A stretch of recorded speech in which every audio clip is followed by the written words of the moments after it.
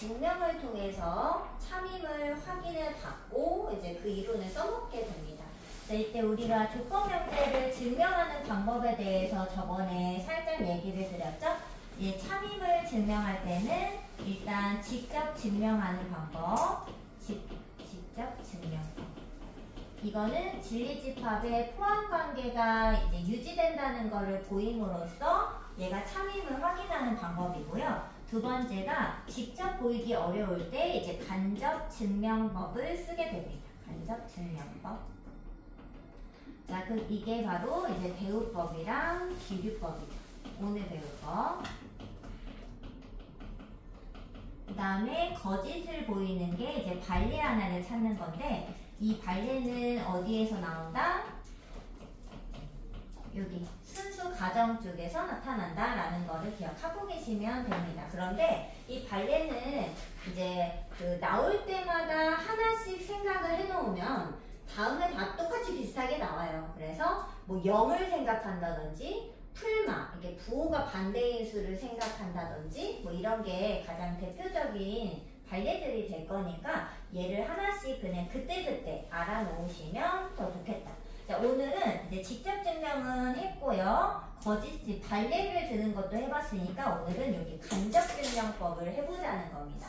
자, 첫 번째 대우법은 피명 Q이다. 이게 문장이 잘 읽히지 않고 이게 참인지 거짓인지 판단이 어려울 때는 얘랑 어떤 똑같은 대우명제를 활용해서 증명하자라는 게 이 대우법의 뭐 그냥 활용 방안이 되겠습니다. 그래서 대우법을 먼저 체크를 해보면 대우를 이용해서 대우가 참이면 원래 명제도 참이잖아요. 그러니까 거꾸로 막 부정을 해가지고 막 바꾼 다음에 대우를 활용해 증명을 해내는 방법이 되겠습니다.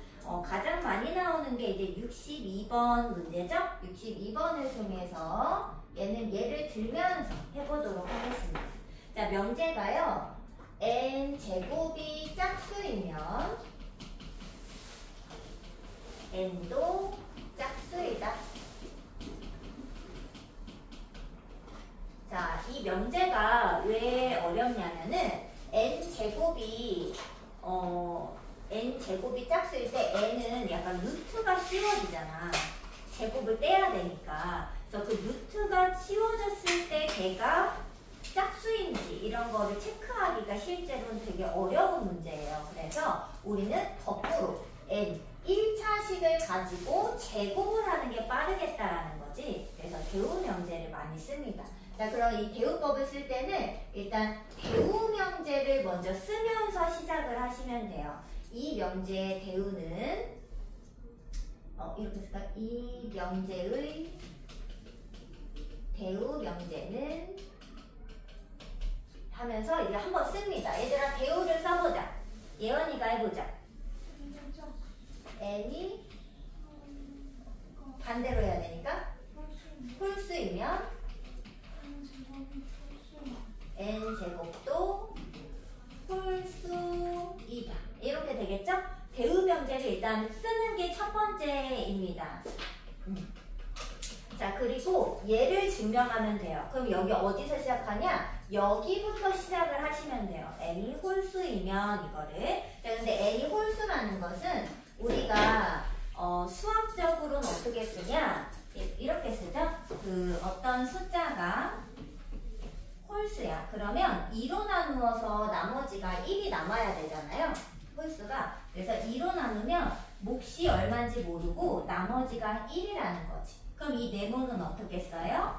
2k 플러스 1 이렇게 쓰겠죠. 근데 읽을 때는 이렇게 읽습니다. 2로 나눈 나머지 1 이렇게 읽겠습니다. 오케이? 그런데 얘랑 같은 말이 2k 마이너스 1이에요. 이건 무슨 말이냐? 2로 나누면 하나가 부족하다 이런 뜻이 되겠습니다. 그런데 2로 나눴다는 건 두 개씩 이렇게 묶음을 만든 거거든? 근데 하나가 부족하니까 한 개 남아있는 거랑 같은 거죠. 그래서 2k 플러스 1과 2k 마이너스 1은 실제로 같은 건데 그럼 둘 중에 아무거나 써도 되냐라고 물어보면은 물론 아무거나 써도 되지만 둘이 차이점이 있어요. 무슨 말이냐? 이때 여기에 k에 집어넣을 수 있는 게 얘는 0부터 집어넣을 수 있고요. 얘는 자연수를 집어넣을 수 있어요. 왜냐하면 K에 0을 넣어야지 1되죠. 1을 넣으면 3되죠. 2를 넣으면 5되죠. 하면서 K에 0부터 넣어야 1, 3, 5 하면서 홀수가 진짜 나와요. 그런데 얘는 K에 0을 넣으면 마이너스 1이 되잖아. 이런 거 홀수라고 부르지 않거든요. 그래서 1부터 넣어야 1, 3, 5 이러면서 홀수가 나오죠. 그래서 수학에서는 더 좋아하는 게 이 표현이 되겠습니다. 왜냐하면 K에 그냥 깔끔하게 자연수를 넣고 싶거든요. 근데 왜 자연수를 넣고 싶냐면 계산을 할 때 K를 1부터 세야 개수가 그냥 만약에 K에 5까지 넣을 수 있잖아? 그럼 5개 이렇게 끝나는데 얘는 K에 5까지 넣을 수 있잖아? 그럼 사실 0부터 해서 6개를 넣을 수 있는 거예요. 그래서 이게 개수가 달라지기 때문에 사실 이렇게 쓰는 거는 막 크게 좋아하지 않아요. 그래서 이 표현을 좀 쓰겠습니다. 문제에서도 여기 보면 K는 자연수라는 단어가 있잖아. 그래서 둘 중에 이 표현을 쓴 거예요. 지금 봐봐. 여기 그렇게 써 있잖아요. 어쩔 수가 없어. 이렇게 쓰고 싶으면 0부터 써야 되거든요. 이해됐어? 자, 이 표현이 무슨 말이다? n이 홀수라는 말이다. 그럼 얘들아, n이 짝수이면 이러면 어떻게 쓰겠어? n은 2k라고 쓰고 k는 자연수라고 쓰겠죠. 표현을 익히셔야 돼. 증명에서 나오는 표현이니까. 자, 이라 하면 자, 근데 나는 지금 뭐가 알고 싶냐? n제곱도 홀수가 되는지가 궁금하죠? 진짜 n제곱을 해보는 거예요. 2k 마이를 제곱해보는 거죠. 그러면 4k제곱 마 4k 플러스 1이 되겠죠? 자, 근데 얘를 묶을 때 얘들아 이게 센스가 있다. 그러면 4로 묶을 겁니다. 그렇잖아? 4k로 오히려 묶을 수도 있어. 왜? 공통인수잖아, 둘이. 그런데 더 센스가 있다면은 2로만 묶습니다. 이렇게. 선생님 더 묶여지는데요? 필요가 없어요. 왜냐하면 지금은 짝수인지 홀수인지가 궁금하죠? 맞아? 우리의 목적이? 근데 짝수 홀수는요 2로 나누었을 때 나머지가 있냐 없냐로 결정하는 거예요. 그렇지 않아요? 4로 나누지 않죠. 그래서 2로 나누면 몫이 무엇이고 나머지가 있나 없나만 체크하는 거라서 센스가 훨씬 있다면 2로만 묶습니다. 왜? 짝코를 물어봤으니까. 이해됐어요? 그래서 여기 나랑 다를 우리가 채울 수 있게 되죠. 봤어? 나랑 다 채울 수 있나요? 자, 이때 이 다 여기 2k제곱 마이너스 2k 요거는 당연히 뭐 0 또는 자연수겠죠? k에 1 넣으면 0이 될 수도 있으니까 그래서 0 또는 자연수이므로 거기에다 2배하고 1을 더하면 홀수가 당연하죠.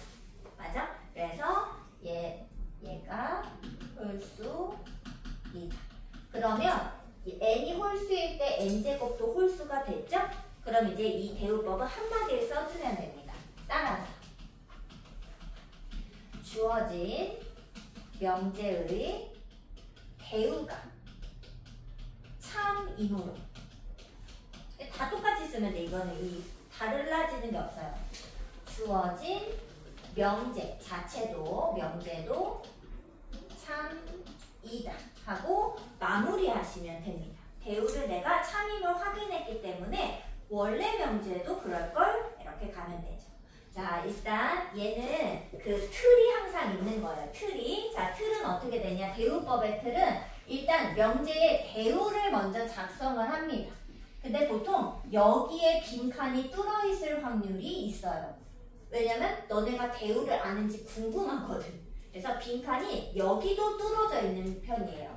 자, 그리고 여기서 이제 시작을 하게 되는데 여기 그 대우의 가정에서 시작을 하는 겁니다. 그래서 가정에서부터 결론을 체크합니다. n제곱이 그런지를 체크를 하죠.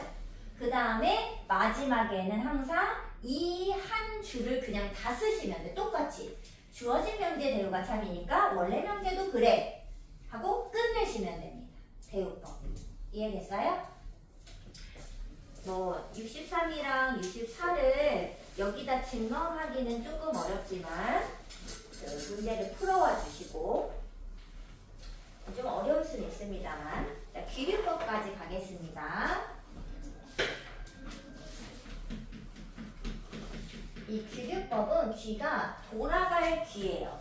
귀가 하다 이럴 때 귀자인데 뭐를 돌아가느냐라고 물어보면 이 귀류법은 자, P명 Q이다가 있잖아요. 이 명제가 이렇게 있으면 증명할 때 일단 P, 가정은 그냥 일단 받아들입니다. 자, 가정은 받아들여요. 그런데 결론을 부정합니다. 얘는 받아들이지만 결론은 부정해요. 이렇게. 그래서 결론을 부정해가지고 계속 논리를 이끌어 나갑니다. 얘가 아니니까 이래서 이래. 그런데 중간에 뭐가 발견되냐? 모순이 발견되는 거죠. 그러면 아니 Q가 아니라고 했더니 이래서 모순이 됐네. 왜 모순이 일어났을까? 내가 Q가 아니라 해서 그렇구나. 이렇게. 그래서 이게 모순이 일어나면 이 모순은 Q가 아니라고 해서 일어난 일이기 때문에 Q가 맞아. 이렇게 가는 겁니다. 다시 되돌아가서 그럼 Q가 맞았나 보다. Q가 아니라 했더니 말이 안 되네? 그럼 Q가 맞나 봐. 이렇게 가는 방법이 귀류법입니다. 근데 이게 좀 말도 안 되는 소리야 할 수 있는데 이 귀류법은 언제 많이 쓰이냐면 좀 당연한 것들을 질문할 때 많이 씁니다. 뭐 지금 이제 가장 많은 게 루트 2가 무리수이다 이런 게 가장 많이 나오는 예거든요. 그러니까 예를 들어 루트 2가 무리수잖아요. 이게 그 원래 명제가 루트 2 무리수야 이걸 증명을 할 때 야 루트 2가 무리수가 아니라고 해봐라. 어쩌고 저쩌고 때문에 말도 안 돼. 왜 말이 안 돼? 루트 2가 무리수였으니까 말이 안 되지. 이렇게 약간 좀 억지를 부리는 것 같지만 그렇게 증명하는 방법을 귀류법이라고 하는 겁니다. 근데 이때는요, 이 P는 인정을 하고 가는 거야. 루트 2라는 숫자는 있어. 라고 일단 가정을 하고 가는 건데 이 모순은 가정의 모순이어도 되고요. 내가 알고 있었던 그냥 기존에 있던 사실들의 모순이어도 됩니다. 뭐 예를 들어 삼각형이 이렇게 뭐 각을 막 구했어. 그랬는데 각을 다 모아보니까 삼각형의 세 각을 모았는데 210도가 된 거지. 결론을 부정했더니. 그러면 아니 삼각형의 내각은 180인데 210도가 나왔잖아. 모순이잖아. 말도 안 되니까 원래 Q가 이런가 봐. 이렇게. 내가 아는 사실의 모순이어도 되고 가정의 모순이어도 됩니다. 알겠죠? 그러면 이제 예를 하나 들어볼게요. 자, 65번을 하면서 가겠습니다. 가장 유명한 문제여가지고요. 근데 선생님은 루트 2로 하고 싶은데 루트 2가 아니라 루트 3이잖아. 저희가 하나를 풀어야 되니까 일단 65번으로 그냥 할게요. 루트 3이 무리수이다. 자, 얘를 이제 귀류법으로 증명해 보겠습니다. 자, 그럼 얘들아, 귀류법은 결론을 부정하면서 시작을 하셔야 돼요. 첫 번째 단계가. 그럼 루트 3이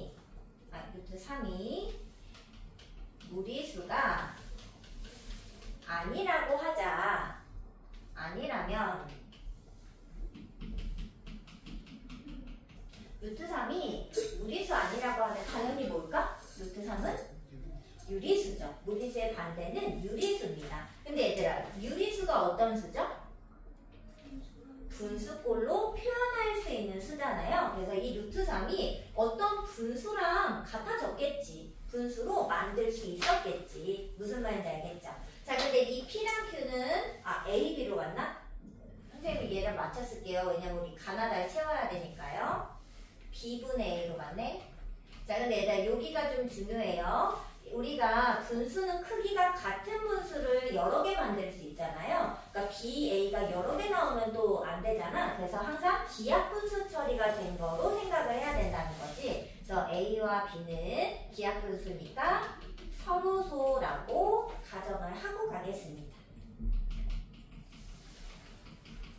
그래서 얘들아 지금 나에는 요 표현이 들어가셔야 됩니다. 기하분수로 만든 거. 딱 하나씩만 나올 수 있도록 요게 이제 나 조건에 있어야 돼요. 자, 양변을 이제 제곱해서 정리를 하면은 3b제곱은 a제곱이 되겠죠. 맞아요? 자, 근데 이 a제곱이라는 게 3 곱하기 모식이잖아. 그러면 3의 배수가 되겠죠? 맞아?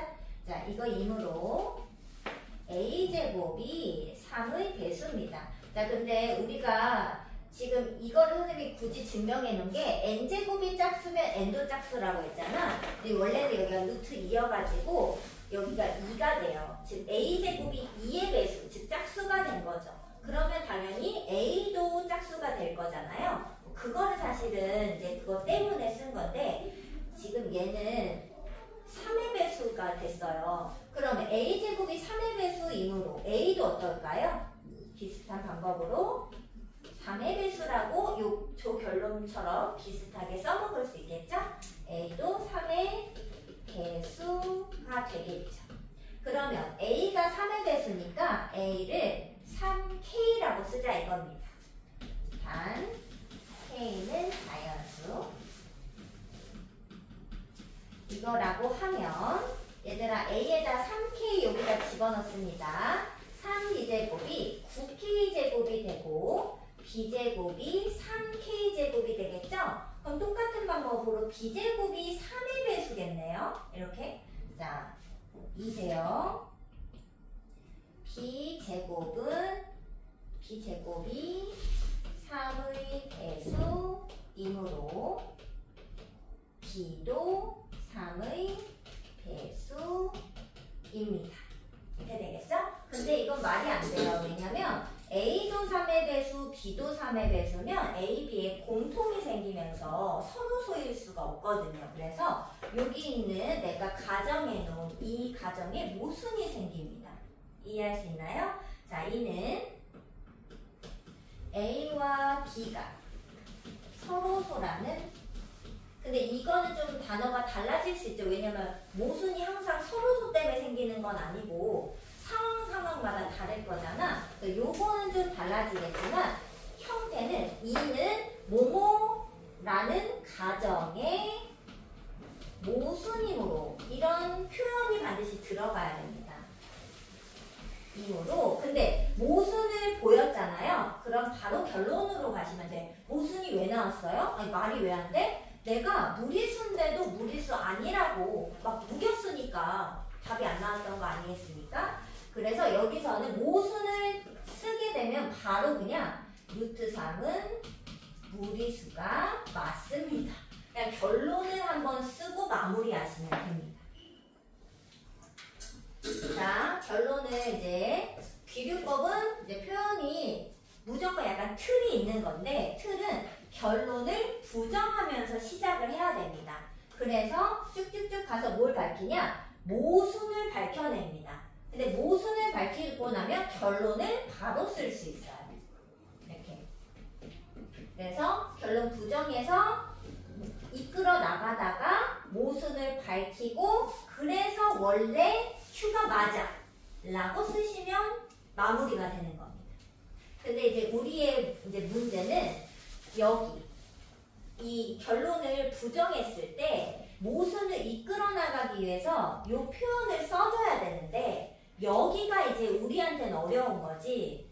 그리고 이제 학교에서도 시험에서도 우리한테 이거를 써달라고 요구하지는 않습니다. 그래서 항상 이 대우법, 기류법 문제는 반드시 62번이나 65번처럼 이렇게 뭐 서술하라는 내용은 절대 나오지 않아요. 우리한테 요구하지 않고 가나다 이 표현 정도로 나타나고 수능에서도 반드시 한 문제가 출제가 됩니다.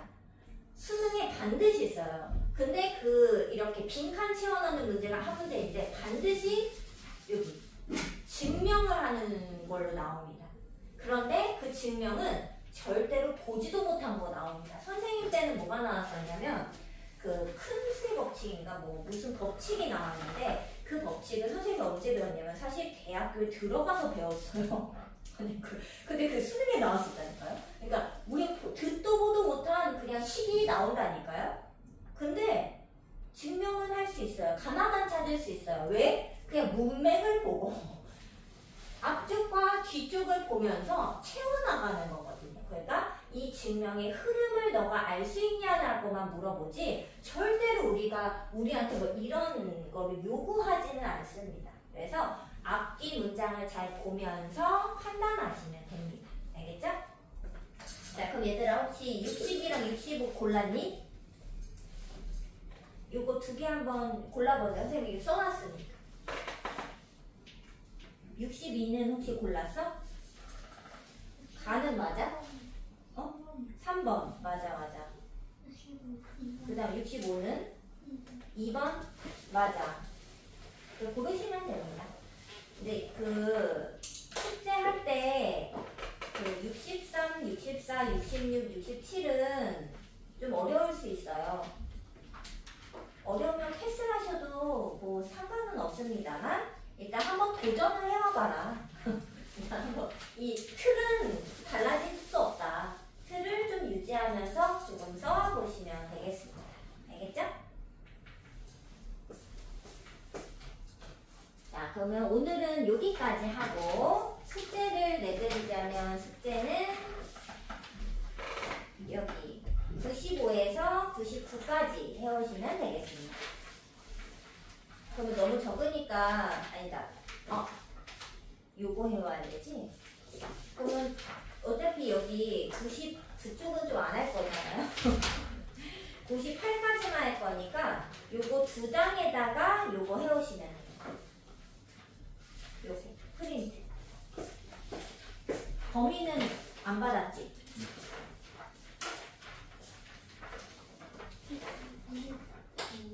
98. 99는 됐어? 99 됐고 98까지 하고 요거를 더 해와주시면 되겠습니다. 저번에 시험보도 한번 해봤으니까 비슷한 문제거든요.